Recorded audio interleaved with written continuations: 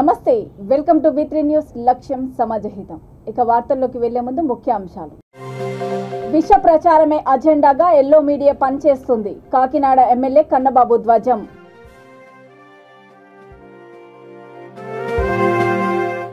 కూరగాయల మార్కెట్లో మౌలిక వసతులు ఏర్పాటు చేస్తాం గూడూరు ఎమ్మెల్యే వరప్రసాద్ భరోసా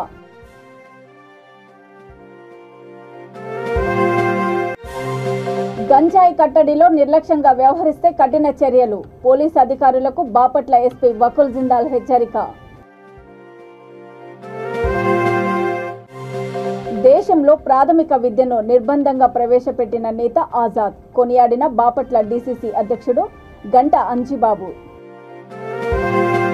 ఏపీలో విష ప్రచారమే అజెండాగా ఎల్లో మీడియా పనిచేస్తుందని కాకినాడ ఎమ్మెల్యే కన్నబాబు అన్నారు టీడీపీ ఎల్లో మీడియాపై ఆయన మీడియా సమావేశంలో సీరియస్ కామెంట్స్ చేశారు గన్నవరంలో పథకం ప్రకారమే టీడీపీ నాయకుడు పట్టాభి డ్రామా క్రియేట్ చేశారని ఘాటు విమర్శలు చేశారు చంద్రబాబు కోసమే ఎల్లో మీడియా పనిచేస్తోందని ఆయన చెప్పినట్లు బరితెగించి విష ప్రచారం చేస్తున్నారని మండిపడ్డారు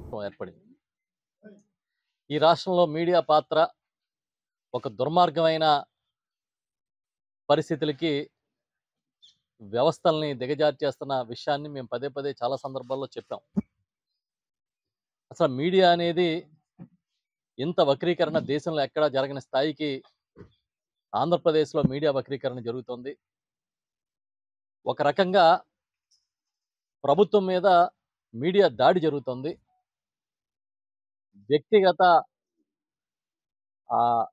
వ్యక్తిత్వాన్ని హసనం చేసే విధంగా ఒక కుట్ర జరుగుతుందని మేము ప్రతిసారి చెప్తూ ఉన్నాం పదే పదే మేము చెప్తూ ఉంటే ఏదో రాజకీయంగా మాట్లాడుతున్నారని కొట్టేస్తూ ఉన్నారు ఈరోజు నిన్న మొన్న 3 రోజుల నుంచి ఈ రాష్ట్రంలో జరుగుతున్న కొన్ని సంఘటనలు మనం విన్నప్పుడు చూసినప్పుడు ఈ పత్రికలు పర్టికులర్గా ఎల్లో మీడియా అని ముద్దుగా పిలుచుకునే పత్రికలు ఈనాడు కానీ ఆంధ్రజ్యోతి కానీ TV5 కానీ ఇంకా కొన్ని వారికి అనుబంధ సంస్థలు లాంటివి వాళ్ళ వేస్తున్న వార్తలు చేస్తున్న ప్రసారం చూస్తుంటే ఇంకా దిగజారిపోవడానికి వాళ్ళకి మెట్లేమీ లేవు ఈనాడు దిగజారిపోవడానికి మెట్లేమీ లేవని ఇంకొకసారి నిరూపించుకుంది ఈనాడు నిన్న చాలా చిత్రం ఏంటంటే ఈ మధ్యలో పట్టాభి రామన్ ఆయన్ని ప్రమోట్ చేసుకుంటూ ఉన్నారు గతంలో ఎప్పుడు ఆయన గురించి విన్నది కానీ చూసింది కానీ లేదు కానీ ఈ ప్రభుత్వం వచ్చిన తర్వాత తెలుగుదేశం పార్టీ ప్రతిపక్షంలో ఉన్నప్పటి నుంచి ఆయన్ని జాకీలేసి లేపుతున్నారు ఎందుకంటే ఆయన మాట్లాడినవి పెద్ద పెద్ద వార్తలు వేయడం పెద్ద పెద్దగా ప్రచారం చేయడం చూస్తున్నాం దానికి ఎవరికి అభ్యంతరం లేదు మీ పేపరు మీ ఇష్టం మీరు రాసుకోండి చేసుకోండి ఆయన గన్నవరం వచ్చి ఒక డ్రామా చేస్తే ఈనాడు ఏం రాస్తుందంటే చాలా దారుణంగా పట్టాభిని ముసుగులేసుకుని కొట్టేశారు కాళ్ళు ఇరగొట్టారు చేతులు ఇరగొట్టారు అన్నట్టుగా ఒక ప్రచారం చేస్తుంది నిన్న మొన్న చూస్తే పేపర్లు అయితే నిన్న పేజీలు కొద్దీ వండి వార్చారు పట్టాభిని కొట్టిన దృశ్యాలు రక్తం కారుతున్న కాళ్ళు చేతులు ఈ విధంగా సచిత్రంగా పెద్ద పెద్ద కథనాలు ఇచ్చారు తీరా చూస్తే ఇది ఎల్లో మీడియా రోజులు కాదు ఇవి సోషల్ మీడియా రోజులు ఒకప్పుడైతే ఎల్లో మీడియా మాత్రమే ఉండి వాళ్ళు ఏం రాస్తే అది వార్త వాళ్ళు ఏం చెప్తే అది ప్రవచనం ఆ విధంగా నడిచిపోయింది కథ సోషల్ మీడియా దీన్ని గమనించి ఇవి 2021 నాటి ఫోటోలు ఇవి పట్టాభినివి కింద పడిపోతే ఆయన దెబ్బలు తగిలిన రోజుల ఫోటోలు అవి తీసుకొచ్చి ఏ విధంగా ఆపాదిస్తారని చెప్పి గట్టిగా పట్టుకున్నారు ఒక సానుభూతి రావాలని వైఎస్ఆర్ పార్టీని ఒక దుర్మార్గమైన పార్టీగా మా నాయకుడు జగన్మోహన్ రెడ్డి గారిని ఒక దౌర్జన్యకరమైన నాయకుడిగా చిత్రీకరించాలని మీరు చేస్తున్న 3.5 సంవత్సరాల కుట్ర ఇంకా పరాకాష్ఠకి చేరిపోయి అబద్ధాలే ప్రింట్ చేసి వదిలేస్తున్నారు సార్ నేను అడుగుతున్నా మీరు నెట్లో ఫోటోలు తీశారు మరి మీరు దాదాపు మీ సర్క్యులేషన్ 10 లక్షలు 12 లక్షలు ఉంటుంది ఈ ప్రింట్లు కొట్టి పంపించారు కదా ఊర్లలోకి మరి దాన్ని ఎవడు చెప్తాడు ఇంటింటికి వెళ్ళి ఈనాడు తప్పు చేసింది మేము తప్పు చేసామని మీరు చెప్పుకోవాలి కదా చెప్పడానికి వేసిన సవరణేమో నేను చెప్పినట్టుగా సింగిల్ కాలం 3 సెంటీమీటర్ ఒకటి ఈ ఫోటోల్ని నెట్ ఎడిషన్ నుంచి కూడా తొలగించామని చెప్పి ఒక చిన్న సింగిల్ కాలం ఒక 4 సెంటీమీటర్లు 3 సెంటీమీటర్లు ఉండే ఒక సవరణ వేసుకుంది. అంటే మీరు వైఎస్ఆర్ పార్టీ మీద బురద జల్లడానికి, మా ముఖ్యమంత్రి గారి మీద బురద జల్లడానికి బ్యానర్ స్టోరీలు వేస్తారు, బ్యానర్ కథనాలు వండుతారు, పేజీలు నింపుతారు. అదే తప్పు జరిగిందనంటే ఆ సవరణ తీసుకొచ్చి ఫస్ట్ పేజీలో పైన వేయాలని ఇంగిత జ్ఞానం మర్చిపోయారు. దాన్ని ఎవడో ఎత్తుక్కుని చదువుకునే పరిస్థితి ఉండదు. మీ అబద్ధంలాగే జనంలో ప్రచారం జరగాలి, నిజాలు మరుగున పడిపోవాలి, మనం ఏదో క్షమించమని అడిగినట్టు ఉండాలి. ఇది ఈనాడు వేరే కొత్త విధానం. మీరు నిజంగా నిలబడిపోయిపోయారా? ఈ ఫోటోలన్నీ కూడా నిజం, మేము కావాలని మేము ప్రచురించాము, ఇవన్నీ కూడా పోలీసులు గాయాలు చేసినవే అని మీరు చెప్పే ధైర్యం మీకు లేదు. తప్పు ఒప్పుకున్నారు, ఒప్పుకున్నారు కొంతవరకు, ఏదో మీకు అర్థమైంది తప్పు జరిగిందని. కానీ వేసే సవరణ అలా వేస్తారు ఎవడన్నా? మీరు సవరణలు వేసినప్పుడు ఎక్కడో లోపల చిన్న చిన్న ముక్కలు వేసి బురద జల్లినప్పుడు మాత్రం మమ్మల్ని చాలా హింసాత్మకంగా బురద జల్లుతున్నారు. ఇచ్చి ఎస్సీ ఎస్టీ బీసీ మైనార్టీలకి ఎమ్మెల్సీని ప్రకటించారు ముఖ్యమంత్రి గారు. మా ముఖ్యమంత్రి జగన్మోహన్ రెడ్డి గారు ఒక సాహసోపేతంగా చెప్పాడంటే చేస్తాడంతే అన్నట్టుగా మొత్తం ఎమ్మెల్సీ స్థానాల్లో సింహభాగం ఎస్సీ ఎస్టీ బీసీ మైనార్టీ సోదరులకి, ఎప్పుడు చట్టసభల గడప తొక్కని కులాలకి, సామాజిక వర్గాలకి ప్రాతినిధ్యం కల్పించారు. దీని నుంచి డైవర్షన్ చేయాలంటే ఏం చేయాలి? హలో లక్ష్మణ్ అని రోడ్డు మీద పడి మమ్మల్ని కొట్టేస్తున్నాడు, చంపేస్తున్నాడని ఏడాలి. ఈ స్టంట్ స్టార్ట్ చేశారు. ఇది కాకుండా ఇంకో కారణం కూడా ఉందని నేను అనుకుంటున్నా. ఇప్పుడు క్యాండిడేట్లను ఎత్తుకుంటున్నారు తెలుగుదేశం పార్టీలో. గన్నవరంలో లేకపోతే అది పక్కనే గుడివాడలోనూ మా కొడాల నాని గారికి లేదంటే వంశీ గారికి ధీటుగా క్యాండిడేట్లను ఎత్తుకుని సేమ్ సామాజిక వర్గం నుంచి తయారు చేసుకునే పనిలో పడినట్టు ఉన్నారు వీళ్ళు. ఆ పట్టాభిని గన్నవరం నుంచి ఒక క్యాండిడేట్గా ఫోకస్ చేయడం కోసం మాట్లాడుతున్నట్టుగా ఉంది. ఎందుకంటే పట్టాభి గారి ఆ ప్రెస్ మీట్ చూసా.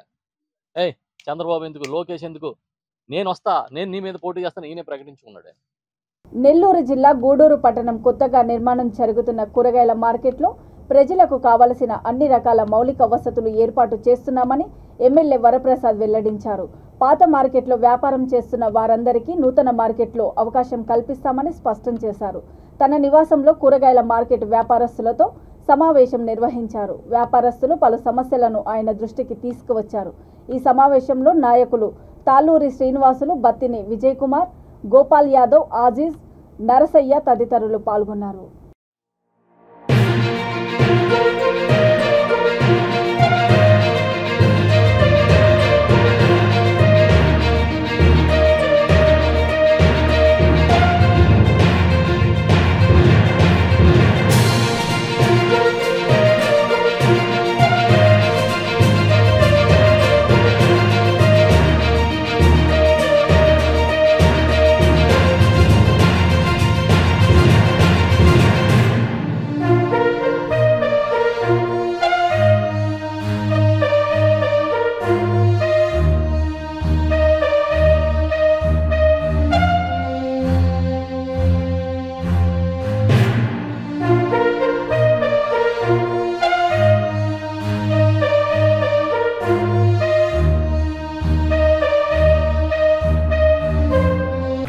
ప్లాన్లు కూడా వాళ్ళకి నచ్చకపోతే మళ్ళా ప్లాన్లు కూడా మార్పించడం జరిగింది. ఇవన్నీ కూడా చక్కగా చేశాం కనుక అన్ని దృష్టిలో పెట్టుకుని చాలా అవకాశాలు, అమ్మేవారు కూడా చాలా అవకాశాలు మేము ఇచ్చాము కనుక ఇప్పుడు కొనేవాళ్ళకి వాళ్ళకి సౌకర్యాలు కల్పించవలసిన బాధ్యత మాకుంది. ఎందుకంటే ఎవరు ఏ వ్యాపారం చేసుకున్నా మేమున్నా కూడా ప్రజల కొరకే ఉన్నాం. మీరు వ్యాపారాలు చేసుకునేది ప్రజల కొరకే చేసుకుంటున్నారు. వాళ్ళు రాకపోతే మీకు వ్యాపారం జరగదు. మేమున్నది ప్రజల సౌకర్యం కొరకే ఉన్నాం కనుక ముందు ఏది పెట్టినా ప్రజలను దృష్టిలో పెట్టుకుని చేయడం జరిగింది. పార్కింగ్ ఎక్కడ పెట్టాలా, ప్రజలకు అసౌకర్యం లేకుండా ఏం చేయాలనే ఉద్దేశంతో అవన్నీ చూసి మరొకసారి పోలీసులతో కూడా మేము మాట్లాడతాము. ఇదంతా అయిపోయిన తర్వాత పోలీసులతో కూడా మాట్లాడి ట్రాఫిక్కి ఇబ్బంది లేకోకుండా వచ్చిన వాళ్ళకి సౌకర్యం, మరీ పార్కింగ్ కూడా దూరం వెళ్ళకోకుండా, అదే సమయంలో ఇష్టం వచ్చిన చోట పార్కింగ్ లేకోకుండా ఒక నిర్దేశిత ప్లేస్లో పార్కింగ్ పెట్టేటట్టు, అక్కడ కూడా సైకిల్స్ ఒక చోట, స్కూటర్స్ ఒక చోట పెట్టేటట్టు, అలా అదే సమయంలో గ్రామాల నుంచి వచ్చుకునే అమ్ముకునే వాళ్ళకి కూడా ఎక్కడానికి చెప్పి అది కూడా ఆలోచించి అన్నీ కూడా ప్రతి ఒక్కరికి ఇదివరకు ఏ విధంగా సౌకర్యం ఉందో అదే విధంగా చేస్తామని చెప్పి మేము తెలియజేస్తున్నాం. మరొక్కసారి ప్రజలకు వైఎస్ఆర్ పార్టీ రుణపడి ఉంది, నేను రుణపడి ఉన్నాను, ప్రజలకు ఉన్నాను, మా నాయకులు కార్యకర్తలు కూడా రుణపడి ఉన్నాను. అదే చక్కగా చేసి పెడతాము. ఏ మాత్రం కూడా కొత్త వాళ్ళకి అవకాశం లేదు, పాత వాళ్ళకి ఎవ్వరు కూడా ఇబ్బంది లేదు, ఉండదు. అదే సమయంలో అందరితో సంప్రదించి చేస్తాము. నేను కూడా వ్యక్తిగతంగా చేయను, మేమంతా కలిసి మా నాయకులందరం కలిసి మేము సంప్రదిస్తాము, అధికారులతో సంప్రదిస్తామని చెప్పి తెలియజేస్తూ సెలవు. గంజాయి కట్టడిలో నిర్లక్ష్యంగా వ్యవహరించే పోలీసులపై శాఖాపరమైన చర్యలు తీసుకుంటామని బాపట్ల ఎస్పీ వకుల్ జిందాల్ హెచ్చరించారు. జిల్లా పోలీస్ ప్రధాన కార్యాలయంలో జిల్లా పోలీస్ అధికారులతో నెలవారీ నేర సమీక్ష సమావేశం నిర్వహించారు. ఈ సందర్భంగా ఆయన మాట్లాడుతూ పోలీస్ అధికారులు నిఘా వ్యవస్థను పటిష్టం చేసుకోవాలని, 112 100 నుంచి వచ్చే కాల్స్కి తక్షణం స్పందించాలని ఆదేశాలు చేశారు. విచారణ దశలో ఉన్న కేసుల దర్యాప్తు వేగవంతం చేయాలని సూచించారు. అనంతరం జిల్లాలో నేర ఛేదనలో, లోక్ అదాలత్లో కేసులు పరిష్కరించడంలో ఉత్తమ ప్రతిభ కనబరిచిన 9 మంది పోలీస్ అధికారులకు, సిబ్బందికి ప్రత్యేకంగా అభినందించి ప్రశంసా పత్రాలను అందజేశారు.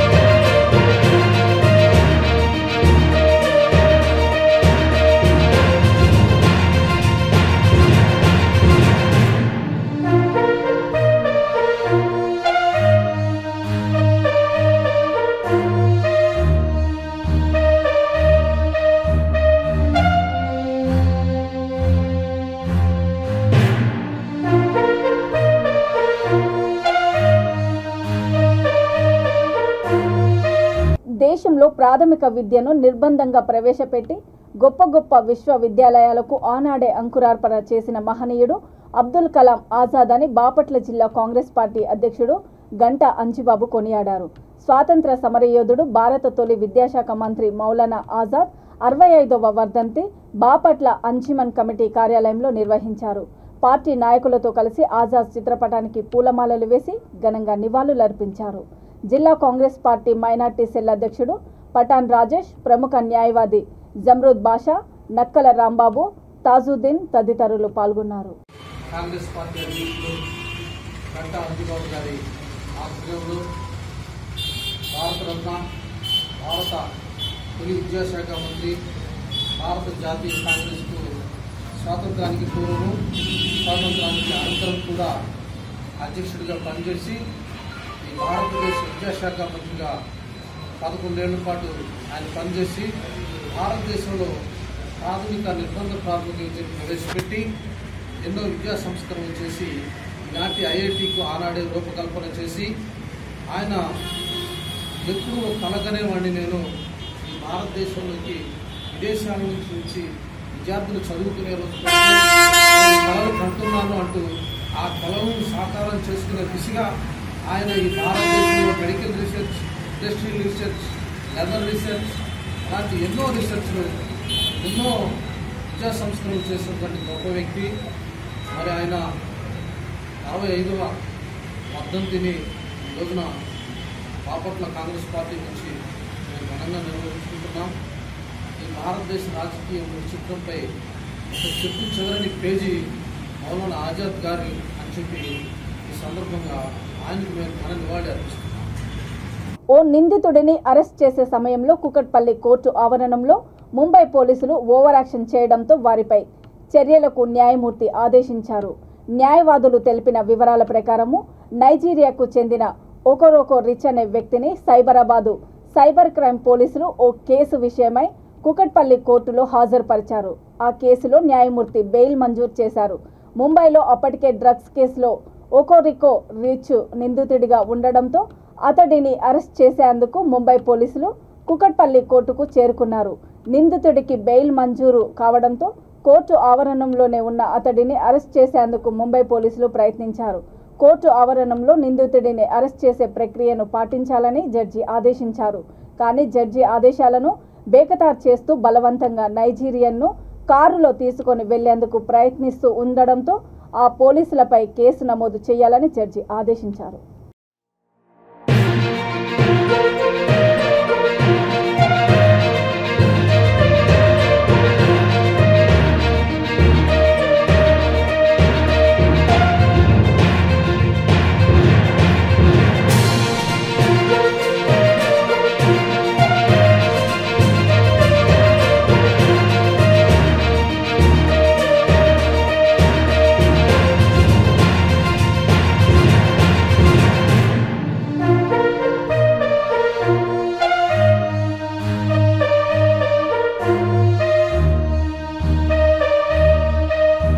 కుకట్పల్లి కోర్టు కాంప్లెక్స్లో ఉన్న 9th MM కోర్టులో నాకు ఒక పిటిషన్ సంబంధించి పని ఉండి నేను ఇక్కడికి రావడం జరిగింది.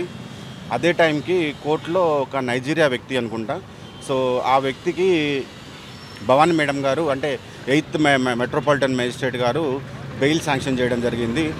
సో శాంక్షన్ చేసిన క్రమంలో అతను బెయిల్ వచ్చిన తర్వాత పర్సనల్ బాండ్ ఎగ్జిక్యూట్ చేసి ఎప్పుడైతే అతను బయటికి వెళ్తున్నాడో కొంతమంది వ్యక్తులు మహారాష్ట్రకి చెందిన పోలీసులు అని చెప్పబడేటువంటి వ్యక్తులు అంటే అప్పటికి కొంతమంది వ్యక్తులు వచ్చి అతని మీద దాడి చేయడం జరిగింది.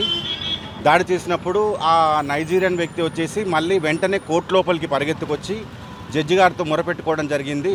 నన్ను ఎవరో బలవంతంగా కొడుతున్నారు, నన్ను ఎక్కడికో తీసుకుపోబోతున్నారు అని చెప్పేసి అప్పుడు నేను నా కేసుకి సంబంధించిన జరుగుతున్నది నా కేసుకి సంబంధించి తర్వాత జడ్జి గారు కోర్టు అటెండర్ని ఇచ్చి పంపించి కోర్టు అటెండర్ తోటి ఆ నైజీరియా వ్యక్తిని అతనికి సంబంధించిన న్యాయవాదిని కోర్టు బయట వరకు తీసుకెళ్ళి ఆటోలో వెక్కించి రమ్మని చెప్పడం జరిగింది. తర్వాత నా కేసు అయిపోయాక నేను బయటకు వచ్చి చూసినప్పుడు కొంతమంది గుమ్మిగూడడం చూసి నేను కూడా కిందికి చూశాను. కిందికి చూసినప్పుడు ఇక్కడ ఒక ఘర్షణ జరుగుతున్నది.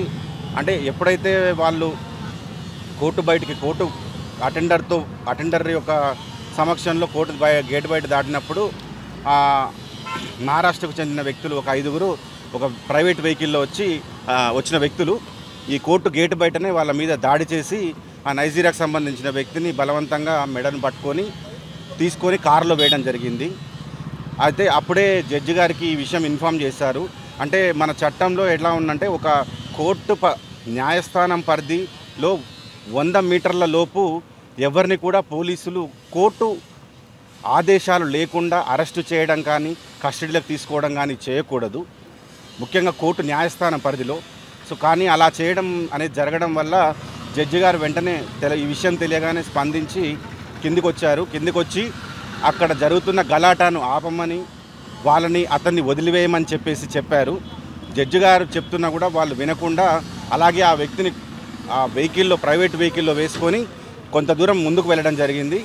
జడ్జి గారు అక్కడ ఉన్న కొంతమంది న్యాయవాదులకు వాళ్ళని ఎవరైనా పట్టుకోండి ఆపండి అని చెప్పారు.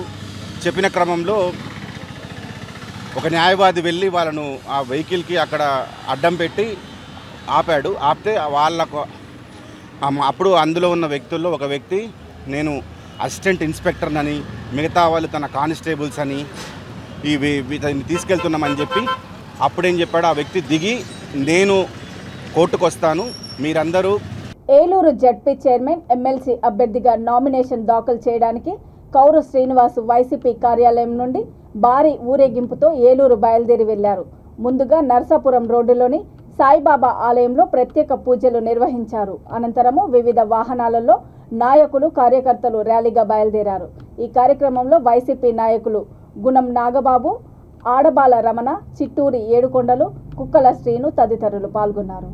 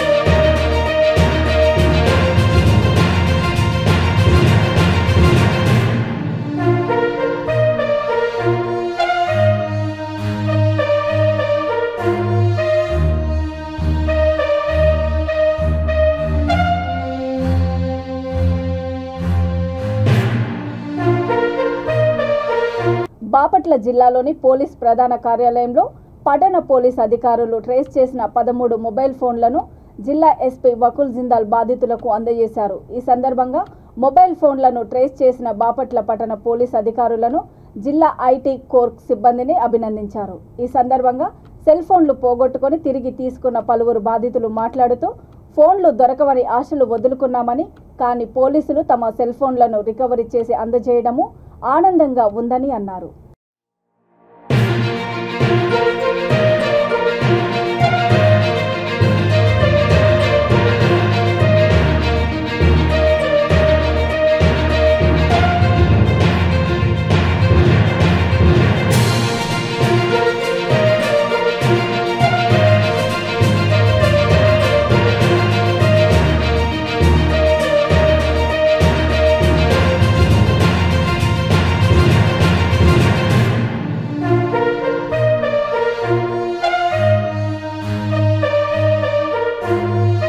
మహబూబ్ నగర్ జిల్లాలో నూతనంగా ఏర్పాటైన కౌకుంట్ల మండలంలోని హిందూ వాహిని ఆధ్వర్యంలో చెన్నకేశవ ఆలయం వద్ద ఉన్న గోశాలలో డోలోరోహణ కార్యక్రమం జరిగింది. గ్రామ పెద్దలు, మహిళలు, యువత అధిక సంఖ్యలో పాల్గొన్నారు.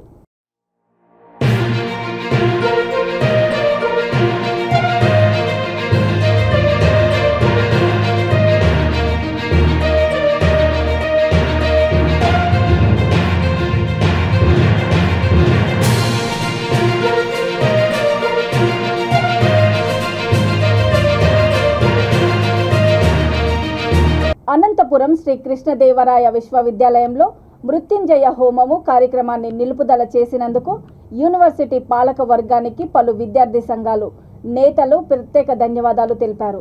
నగరంలోని లిటిల్ ఫ్లవర్ స్కూల్లో AISF, SFI, NSUI, AIYF, BC, SC, ST, minority విద్యార్థి సమైక్య ఆధ్వర్యంలో ఏర్పాటు చేసిన మీడియా సమావేశంలో నాయకులు మాట్లాడారు.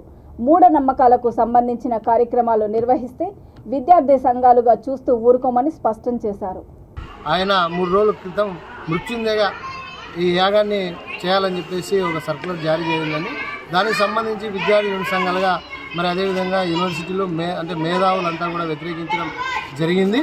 దాన్ని ఆయన వెనక్కి తీసుకోవడం కూడా మరి విద్యార్థి సంఘాలుగా ఆయనకు కూడా కృతజ్ఞతలు తెలియజేసుకుంటా ఉన్నాం. దాంతోపాటు మరి యూనివర్సిటీలో నెలకొన్నటువంటి సమస్యలన్నీ కూడా తక్షణమే కూడా పరిష్కరించాలి. దాదాపుగా 7 సంవత్సరాలుగా యూనివర్సిటీలో ప్రొఫెసర్ పోస్టులు, నాన్ టీచింగ్ పోస్టులు భర్తీ చేయకోకుండా మరి అన్ని యూనివర్సిటీలకు సంబంధించి కూడా రాష్ట్ర ప్రభుత్వం వ్యవహారం చేస్తూ ఉంది. దాంట్లో ఈయన కొంచెం చొరవ తీసుకొని ఈ యూనివర్సిటీకి సంబంధించి కూడా ప్రొఫెసర్ పోస్టులు భర్తీ చేయాలి. అదేవిధంగా హాస్టల్లో ఉన్నటువంటి సమస్యలు పరిష్కారం చేయాలి. అదేవిధంగా పెంచినటువంటి ఫీజులు ఏవైతే ఉన్నాయో సెమిస్టర్ ఫీజులు ఇవన్నీ కూడా తగ్గించాలి. మరి విద్యార్థులకు సంబంధించినటువంటి మౌలిక సదుపాయాలు కూడా కల్పించాలి. ఆ దిశగా ఈయన యూనివర్సిటీ వీసీగా ముందుకెళ్లాలని చెప్పేసి కూడా మేము తెలియజేసుకుంటా ఉన్నాం. ఈ యాగం ఏదైతే ఉందో దాన్ని ఆపడం కూడా విద్యార్థి సంఘాలుగా సంతోషిస్తూ ఉన్నాం. శ్రీకృష్ణదేవరాయ విశ్వవిద్యాలయంలో ఈ నెల 24వ తేదీ జరుగుతున్నటువంటి మృత్యుంజయ హోమ కార్యక్రమాన్ని మరి నిలుపుదల చేయాలని చెప్పేసి ఎస్కే యూనివర్సిటీ పాలకవర్గం ఒక సర్కులర్ జారీ చేయడింది. పాలకవర్గానికి all India student federation AISF తరఫున ప్రత్యేకంగా ధన్యవాదాలు తెలుపుతా ఉన్నాం. ఇప్పటికైనా కూడా వైస్ ఛాన్సలర్ గారు తన మొండి వైఖరి విడి ఇలాంటి మూఢనమ్మకాలు కూడా వీడేసేసి యూనివర్సిటీ ఒక విశ్వవిద్యాలయం అంటే ఒక సైన్స్కు కేంద్ర బిందువుగా ఉండాల్సింది పోయి విద్యార్థులు మత విద్వేషాలు కాకుండా, లేదంటే కులాల కార్యక్రమాలు కాకుండా, మతాల కార్యక్రమాలు కాకుండా విద్యార్థులకు సంబంధించిన కార్యక్రమాలు నిర్వహించాలా, యూనివర్సిటీకి విద్యార్థులు ఎలా రావాలా, యూనివర్సిటీ ఎలా అభివృద్ధి చెందాలని చెప్పేసి దానిపైన శ్రద్ధ పెట్టాలని చెప్పేసి వీసీ గారు కూడా తెలియజేస్తూ, మరి అదేవిధంగా యూనివర్సిటీలో ఉన్నటువంటి మన హెల్త్ డిపార్ట్మెంట్ కూడా కేవలం ఒకే ఒకటి ఉంది. ఆ ఫస్ట్ ఎయిడ్ హెల్త్ కార్యక్రమాన్ని కూడా మరి ఇప్పట్లో 25 మంది మరి చనిపోయారని చెప్పి మరి యూనివర్సిటీ వైస్ ఛాన్సలర్ గారు చెప్పడం జరిగింది. ఒక యూనివర్సిటీలో ఉన్నటువంటి ప్రొఫెసర్ కావచ్చు, విద్యార్థి కావచ్చు, ఏదైనా ఆరోగ్య సమస్య వస్తే వెంటనే అనంతపురంలో ఉన్నటువంటి ఆసుపత్రికి తీసుకొని రావాల్సినటువంటి పరిస్థితి శ్రీకృష్ణదేవరాయ విశ్వవిద్యాలయం ఉంది. యూనివర్సిటీలో ఉన్నటువంటి హాస్పిటల్లో ఏవైతే పరికరాలు కావాలో ఆ పరికరాలను కూడా తెప్పించేటువంటి బాధ్యత యూనివర్సిటీగా తీసుకోవాలని చెప్పి యూనివర్సిటీ వైస్ ఛాన్సలర్ గారు విజ్ఞప్తి చేస్తూ, అదేవిధంగా 25 మంది చనిపోవడానికి యూనివర్సిటీలో ఏమైనా మంచినీటిలో ఏమైనా లోపం ఉందా, లేదంటే అక్కడ ఏమైనా సంబంధించినటువంటి దోమలు లేదంటే ఇతర ఏమైనా కారణాలు ఉన్నాయా, దానిపైన పరిశోధన చేసి దానిపైన ప్రభుత్వానికి నివేదిక తీసి దాన్ని రెక్టిఫై చేయాల్సిన బాధ్యత వైస్ ఛాన్సలర్ గారికి ఉంది. ఇప్పటికైనా కూడా ఒక విశ్వవిద్యాలయంలో ఇలాంటి మూఢనమ్మకాలకు సంబంధించిన కార్యక్రమాలు జరిపితే భవిష్యత్తులో ఇలాంటి మూఢనమ్మకాలకు సంబంధించిన కార్యక్రమాలు జరిపితే ఏఐఎస్ఎఫ్గా విద్యార్థి సంఘాలుగా పెద్ద ఎత్తున ఈ కార్యక్రమాలు కూడా అడ్డుకుంటామని చెప్పి ఈ సందర్భంగా వైస్ ఛాన్సలర్ కూడా హెచ్చరిస్తాను. ఇప్పటికైనా కూడా ఇలాంటి మూఢనమ్మకాలకు సంబంధించిన కార్యక్రమాలు యూనివర్సిటీలో ఆపాలని చెప్పేసి all India student federation AISF విజ్ఞప్తి చేస్తా ఉన్నాం. కుక్కను తప్పించబోయి ఆటో అదుపు తప్పడంతో 10 మందికి గాయాలయ్యాయి. ఈ సంఘటన పల్నాడు జిల్లా చిలకలూరిపేట నియోజకవర్గం కావూరు దగ్గర చోటు చేసుకుంది. చిలకలూరిపేట సూగాలి కాలనీకి చెందిన 18 మంది మహిళా కూలీలు కానపర్రు దగ్గర కూలీ పనులు ముగించుకొని సాయంత్రం ఆటోలో వస్తున్నారు. ఈ సమయంలో కుక్కను తప్పించబోయి అదుపు తప్పి ఆటోలో బోల్తా పడింది. ఈ సంఘటనలో 10 మందికి గాయాలయ్యాయి. 108 సిబ్బంది క్షతగాత్రులను నరసరావుపేట, చిలకలూరిపేట ప్రభుత్వ ఆసుపత్రులకు తరలించారు.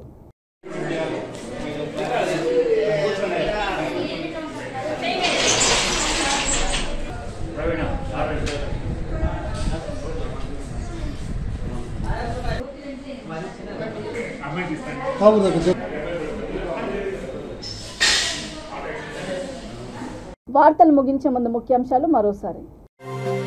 విష ప్రచారమే అజెండాగా ఎల్లో మీడియా పనిచేస్తుంది. కాకినాడ ఎమ్మెల్యే కన్నబాబు ధ్వజం.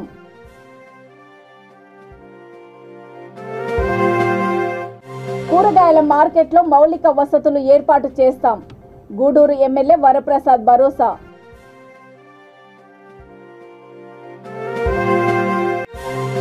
గంజాయి కట్టడిలో నిర్లక్ష్యంగా వ్యవహరిస్తే కఠిన చర్యలు. పోలీసు అధికారులకు బాపట్ల ఎస్పీ వకుల్ జిందాల్ హెచ్చరిక.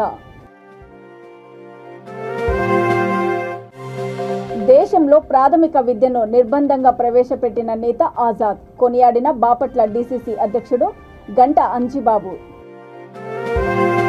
చూస్తూనే ఉండండి V3 న్యూస్. లక్ష్యం సమాజహితం. నమస్తే.